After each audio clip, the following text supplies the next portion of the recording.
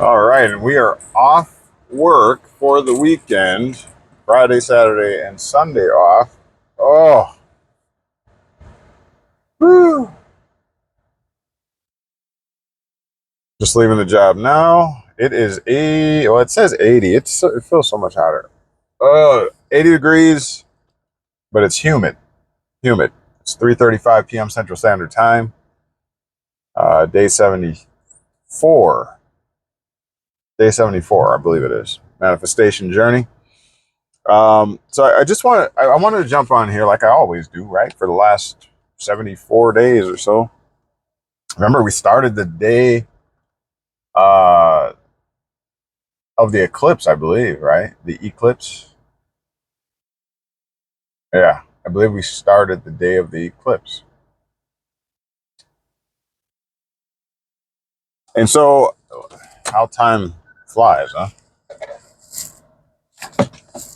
I've been on the child support discussion today, especially especially heavily, whatever.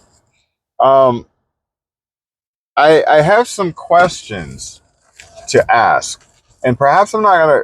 Perhaps we don't go too deep into the discussion today. Well, there's no discussion, but and the talking points, uh, or expounding upon them, I should say. But I really would like to have an engagement, perhaps a live video. I mean, excuse me, a live discussing these legal questions regarding child support. Now, the law is supposed to be, equitable. It's supposed to be, unbiased, impartial, uh, as it were. In other words, it should not discriminate by sex, by gender, by race, and what have you, right? That's supposed to be against the constitutional protections that we are afforded: equal rights, equal protection, and other uh, amenities. But these questions question whether that is in fact the case. Before I go further, also consider that the way that this system works today is through what's called a democracy, right, or the political process. And basically, if you don't know your rights, you have none. I know you've heard that before. And so, if the point being, if a people that that feels that they are experiencing an injustice do not say something about it, then it's assumed that there's no harm, there's no foul. All right. So if you don't assert your rights, and stand upon them, then you may find yourself getting run over. Now, with that being said, men, if you're okay with the current system and you see nothing wrong with it, which I know is not true because I talked to hundreds of you, and I know, I know about the atrocities that are perpetrated against you and your children and your family and your economy. Okay, so I know that that's not the case. Why more of you are not sounding off? Maybe you're burnt out. Maybe you're like, oh, what's the use? You know, they're going to do what they're going to do, and there's nothing we can do about it. Well, that's exactly the attitude that allows the system to run right over you. Okay, so that's not the answer. That's surely not the answer. Nothing. Things never get accomplished by sticking your head in the sand as if, as long as the boogeyman doesn't, if I don't move, then the boogeyman can't see me. I mean, that's in movies, that's in the, Predator or whatever, but that's not how life works out here. So with that being said, we need to get active. Now, if you're burnt out, hey, you know, we've put together Mandemic, and you don't have to do so much legwork, but we do need your participation. Okay, in whatever little way or whatever you can, we do need your participation. We're stronger. You know how this is, all the sayings. We're stronger together, united. We're stronger. That all is true, and so we hope that you will become involved. Now, to the questions. Number one, is it gender or sexuality discrimination against men to make his contribution? By contribution, I speak of the 23 chromosomes that are, uh, you know, uh, shared between his body and the woman's body. Okay. So is it gender, sexuality discrimination against men, to make his contribution irrelevant in the woman's pregnancy? Okay. The argument is made that, well, the woman is carrying the child, and so, the majority rights should be hers.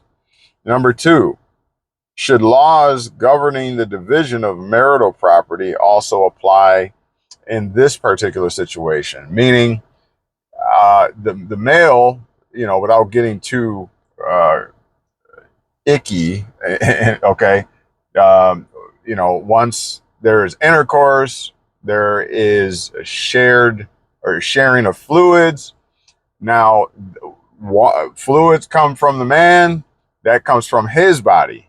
The discussion, the Roe v. Wade discussion, where it was found that anything prior to 23 weeks, this is within the woman's right to choose, because the baby essentially cannot or may not survive outside of the mother, or probably won't, and therefore we cannot construe or see the embryo, whatever stage at 23 weeks, whatever it is. That's not what I'm choosing to focus on at this particular point in time, but at that particular point in time, they consider the baby to be one and the same with her body, since it can't survive without her body. And so, it's within her right to abort the baby, is what, the reasoning, the holding. Okay. And so likewise, okay, the man, in creating a child or baby, and fertilizing the egg, which cannot be fertilized without the man, a part of his self, his property is embedded. And this is during hopefully a consensual intercourse. And so it's like two parties to a contract coming together and saying, yes, we will go into this together. We will intercourse. We will, exchange and have this transaction. We both agree. And the only reason you contract, or you go into a contract, is for a mutual assent, or a mutual benefit. If there's no benefit to one side of the contract, if there's no value exchanged, it's not really a contract, right? It's not really a contract. But this intercourse between a man and a woman, is intercourse. It is commerce, commercial in nature, commerce in nature. One of the definitions of commerce is, or intercourse, and intercourse is commerce. And so, very difficult to Anyhow, so the question again, number two is,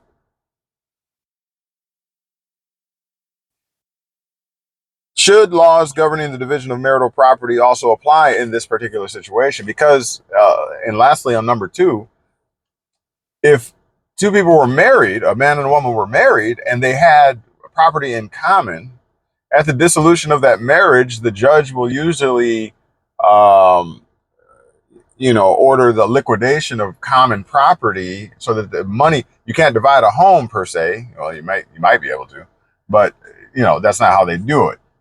You can't necessarily divide the home, but you can sell it, liquidate it, get the cash or whatever, and then divide that much easier. Goodness gracious, a little tired. Been 10 hours at work, but you can divide it easier that way. And so again, the question is, should laws governing the division of marital property also apply in this situation? What would that look like? What would that look like? We're going to discuss more of that on our live that I'm going to schedule so that we can have this conversation and hopefully hear from those adverse. I want to hear both the male and the female side. I want to have this discussion, is what I'm saying. And, so how would that look in this when it comes to a child?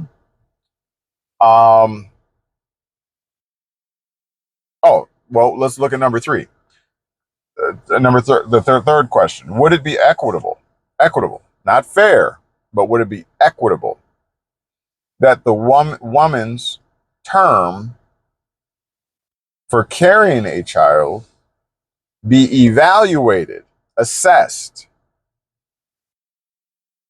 and that the determined amount, the amount that they determine, is the value of carrying the child for 10 months or whatever the term may be, right? Because some people have premature. So, I don't know, 26, 30 something weeks. I'm not sure.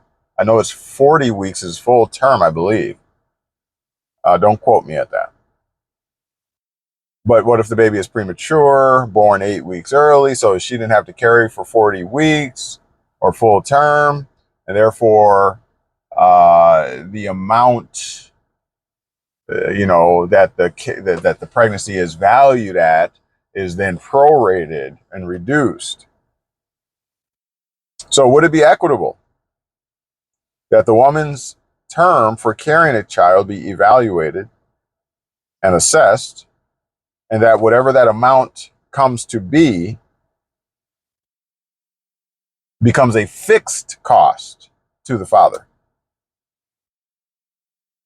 Now, I know there's other considerations, but I'm just talking about the actual carrying of the baby and delivery and what have you. So let's say that comes to, I don't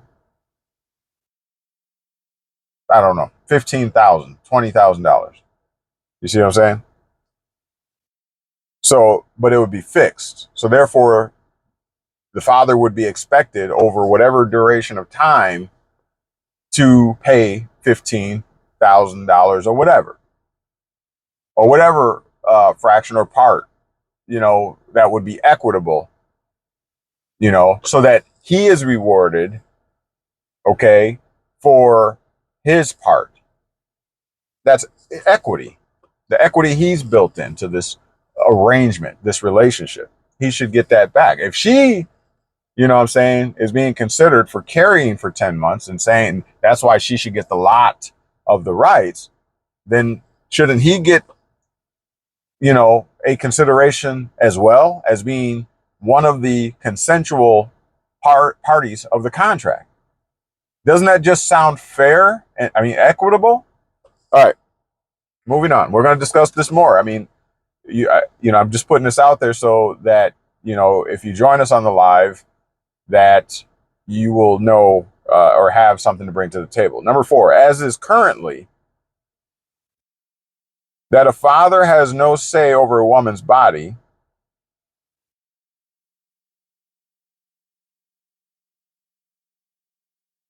Excuse me. In an abortion decision, even though she was impregnated consensually, requiring the man's private body. Okay, I'm not sure how I worded that. But basically, I think it was what I was just mentioning. You know, it's as it is now. A woman may abort the baby, even if the man, the father or would-be father, wants to keep the baby. But you know, in the context or from the context of a out of wedlock, um, you know, impregnation, and the woman becoming impregnated in an out of wedlock type situation, unmarried, that if she so chooses to have an abortion and doesn't want to carry the baby, but yet he does, he wants to keep the baby, he basically loses out.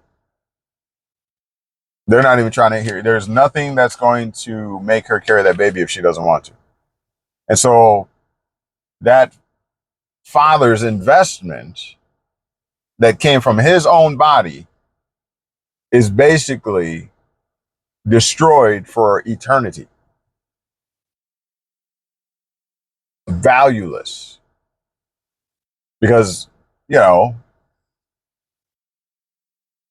you have to assume that the world says the father's contribution is worthless. It's only of value if the woman chooses to allow the pregnancy to go forward. And then it still remains that the woman's rights are superior to the man's. Even though, you see, even though both are parties, consensual parties to the contract, to the deal.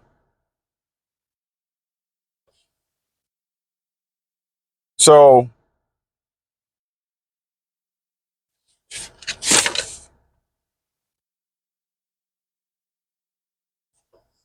is it equitable that the father has no say? And then he has no say.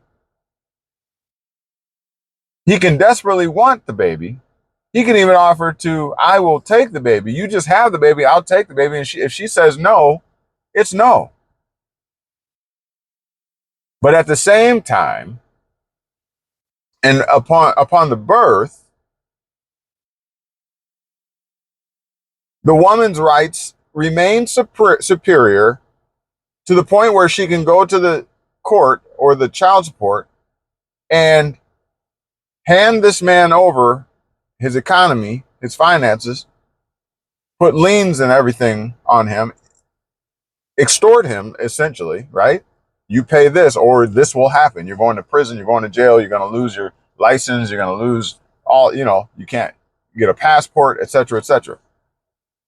But wait a minute. What if he says, I don't want the baby and I want you to abort the baby? Well, of course, she's going to have the greater weight in the argument. She's going to say no. She's going to, you know, she wants to keep the baby and there's nothing he can do about it. But yet, if she has the baby full term, whatever, or delivers the baby, she can put him on child support. It doesn't work the other way, though. It doesn't work the other way. If she doesn't want the baby and he does, she can still abort the baby. And he's just at a loss. Can he get his semen back? Can he get his investment back? No, it's gone forever. Now, if each one of those semen or that one magic sperm cell or whatever, remember that, well, that's, I guess, you know, going to be a debatable or a debated topic, that one that made it in was destined to make it in and becomes your son, your daughter. If it never swam, if it never was put into the woman, there would be no opportunity, no chance for that child that you now realize love and would die for today. So that's just something to think about. But I don't want to get too deep into that right now. We will have this discussion. I will post for this live discussion. So please be attentive and pay attention and for that. Lastly, number 5, if the state's political interest has weight and consideration after 23 weeks of pregnancy, this is the Roe v. Wade decision from 1973, that she is not able to abort the child at 23 weeks and after, I believe it was. It was up to 23 weeks. Because why? Because 23 weeks was determined to be the point at which the baby could potentially or possibly survive independent of the mother. Therefore, it can be considered, you know, an individual or its own person or something to that effect. Okay, I'm not reading the case verbatim, but that's the you know, the issue that was decided. 23 weeks is the magic number. All right. They call it the point of viability. Okay. So if the state's political interest has weight and consideration after 23 weeks, in other words, the state was arguing, and it was after they went through the whole, the case, and they're arguing their points and all that kind of stuff, the judge handed down a decision that was based on the medical doctors' findings or whatever, that the baby can survive without the mother. Could, not always will, but it's just there's that greater potential. So they said, well, if the baby can survive without the mother, then the mother doesn't have the right to just kill the baby, or a human, or an individual. Okay, they can't justify that. And so that's what they determined. So 23 weeks. So then in the state is saying, yeah, and so we have an interest then, because when it becomes an individual, it is an individual citizen, it is a citizen of our state. And so that is a potential taxpayer. You see what I'm saying? So that's what the state was saying. Don't be killing our taxpayer. You know what I'm saying? You can't do that. That's a political interest. All right. And so again, if the state's political interest has weight after 23 weeks of pregnancy, is that interest, the state's interest, greater, or does it outweigh the father's interest, the father of that child? So after 23 weeks, if the state can say, nope, don't touch my citizen, it is considered an individual and it belongs to this state, then how much more should the father be able to come forward and say, state, sit down. I am the biological father. Does the state's authority outweigh my authority over my biological child? Are you picking up what I'm putting down? All right, it's been 23 minutes. We are going to have this discussion. I hope the sharpest minds on both sides of the aisle, meaning female and male, would come and share their opinion and have this discussion, debate, however you want to do it. But this is very vital and very important. And they think, being the upper echelon, the top politicians, top government officials, et cetera, they think we're stupid. They think that they will handle everything and the people will just go along with whatever we say, and that people don't even care about these decisions and these political issues or these health issues or whatever. That's what they believe, y'all. So why can't we start to have our own conversations? Because I'm going to tell you like this: you may not believe in government anymore. You might distrust it. You might not believe that the political process works, the democracy, what have you. But I assure you that if the greater weight of people or the population would get together, stick together, we can move mountains. The problem is we stay so freaking divided, and they easily pull, those false flags, or put those narratives out there and influence and program our minds. They so easily do that to us, and we fall for it hook, line, and sinker. And they believe that that's just who we are. We're just dumb sheep. And that's our fault for allowing them to believe that, to continue to play us like puns. The people, you, me, we the people established, created the government. You know this. You just don't, you just feel as if the potency of that realization is lost. You feel like I'm just one individual. You're right. You know, you are one individual, but the one individual getting together with many other individuals, that's where the weight comes in. And that's what we need. And so if we can start having these discussions and turn the TV off, because that is the propaganda machine. Turn that off. I mean, I can understand you watching Netflix and YouTube surfing and all that kind of stuff, because there's a lot of great information. It's freedom of information out there, more so than ever before. TikTok and all that included. All right. I don't blame you there. I spend a lot of time going through. I'm hungry for information and knowledge, you know, so that I can rightly divide and disseminate through. All right. Find your truth. All right. Find your truth. All right. With that being said, thank you for tuning in. 26 minutes. We're going to have this live. Please pay attention. I'm not sure when I will do it. It could be this weekend. All right. I'd like to hear you sound off. If you'd like to, perhaps we can put together a panel of females, a panel of males, or mix or whatever, and we can have a very thought-provoking and engaging conversation between the sexes, and hopefully we can come to some kind of mutual agreement or agree to disagree on some things. That's okay too. All right. The point of a debate is to argue two points or a couple of points, and then hopefully that leads to, you know, us agreeing on something. You see what I'm saying? And educating each other. That's what the hope is. All right, and we can make that happen. We're more mature, and we can make this happen. All right. If you're interested, let me know in the comment section. Give me a thumbs up, please. I appreciate that. Like, subscribe, and share. All right. We'll see you on the next upload. Don't forget to go check out Mandemic, the Mandemic Facebook group page. All right. We're dealing with all things family law, child support, you know, maintenance payments, and all that kind of stuff. All right. So get with us. Help us out. Let's unionize. Let's get each other together. Let's come together and stop being so divided, so easily divided at that. All right. Peace out.